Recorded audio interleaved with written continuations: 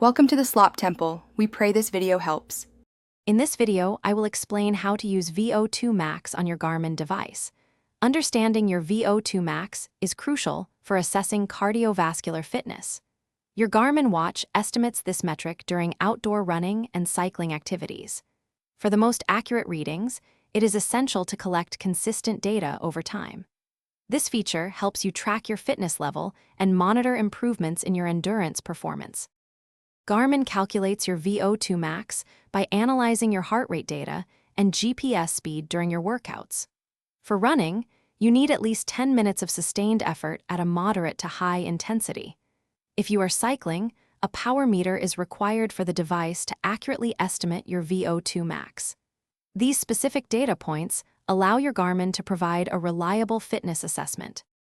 To boost your VO2 max score, incorporate high-intensity interval training or HIIT into your routine.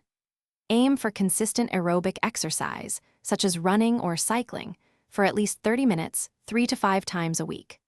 Remember that a healthy lifestyle, including proper nutrition and adequate rest, also plays a significant role in improving your overall cardiovascular fitness and VO2 max.